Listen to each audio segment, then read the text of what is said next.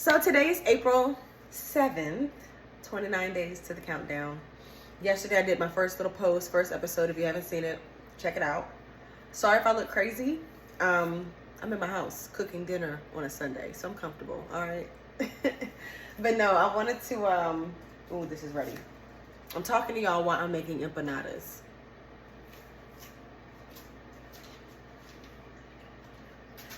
My little beef empanadas from scratch.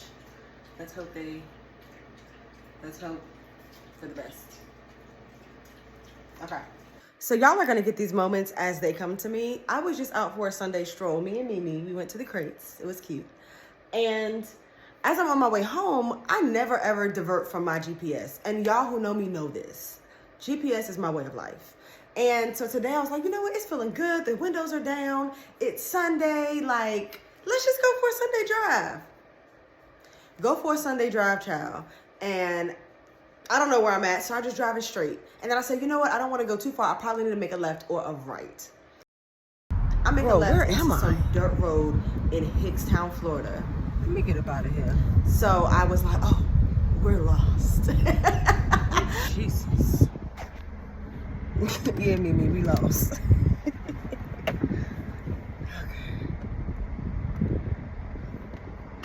That's what I get for missing my turn. All right. Detours.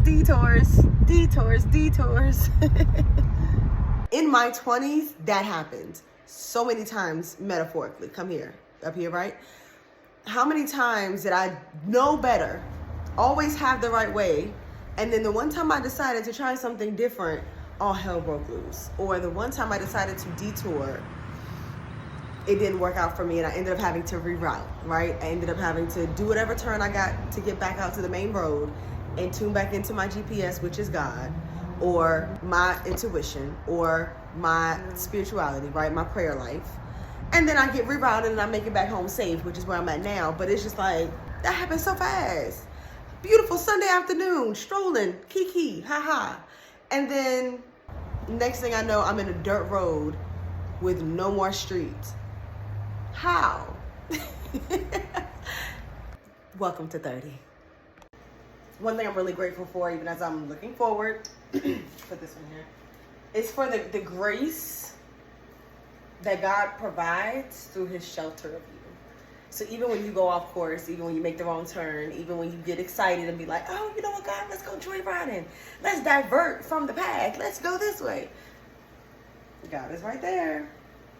And he's waiting because he knows you. He knows you're going to go for the adventure route versus going the safe route. He knows. But he got you. And that's what he demonstrated to me in my 20s.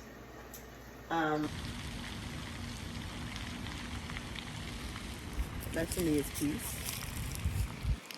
I really don't know what to say, but ooh, that's light. Okay, light. That's what God made. Ooh. That's what God made. Yes. Okay, done. Yeah, this video blogging stuff is for the birds. So since I have 29 days left, and I am 29 years old, I think I'm gonna give you guys like my number one takeaway from my adolescence, from here before, right?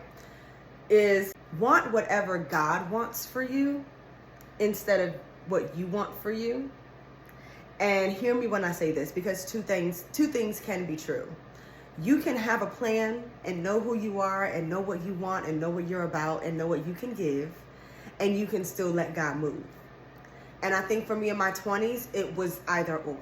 It was, I either had the plan and executed the plan, or I had to relinquish control and trust God. For me, in my immaturity in my 20s, I couldn't coexist with both. Trusting God meant not trusting my plan, and then trusting my plan definitely meant not trusting God. And I was in a conundrum for most of my 20s because what I wanted and what I always thought was going to be my life was not looking like my life. And it challenged my plan that I made when I was 7 years old, you know, like, I'm gonna get married, gonna have 2 children, I'm gonna be an entertainer, so excuse me, I'm gonna be an entertainer, I'm gonna be a jet setter, I'm gonna live this life and travel the world. And elements of those things are still in my heart, but it was so restrictive. Like, I need to be doing this by 30, I need to be having kids by 32, and I need to be having da-da-da-da. Like, I was just, and it didn't allow me to make mistakes. It didn't allow me to struggle. It didn't allow me to have heartbreak and deal with it, because everything challenged. Hold on. We didn't account for this. This was not in the plan. And I was like not dealing with that well. But prayer, right? Growing up, maturing, I think that some of that comes with time, but definitely prayer and quieting myself enough to hear from God allowed me to be okay with relinquishing control of my plan and ultimately say, God, I want whatever you want from me, because me trying to execute on what I want does not always work out. And sometimes what I wanted is not what I wanted. So God, I've relinquished the control. I think walking into 30, I thank God that at 29, last June, I was praying for some direction with my business and just my future. Like, God, what am I working towards? When I tell you, God literally told me to get a notepad and a piece of paper and a pen, and I sat down, and when I say the words and the ideas were coming faster than my pen could write, it was the light bulb I needed to say, okay, God, not now I trust you, because I've been trusting you. But for me, he knows his child. He knows I needed just a breadcrumb so I can know that I'm journeying in the right direction. Like, God, I need you to be vivid with me. I need you to be explicit with me. And when he gave me that, it's like, okay, even though I don't know all the hows and I don't know all the decisions and all the calls and all the things that need to happen, I know what the end goal is. I know what it looks like. So I'm just going to trust and pray and talk to you and hope that you guide, that you orchestrate, and that you lead me so that I can get there. And just help me to be pure of heart so that I can hear you and do the right thing. So that's what 29 gave me. Okay, bye.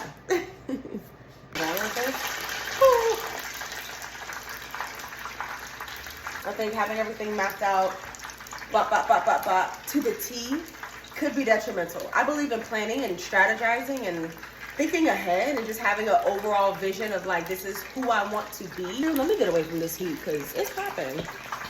It's popping. It's popping. It ain't stopping. Okay.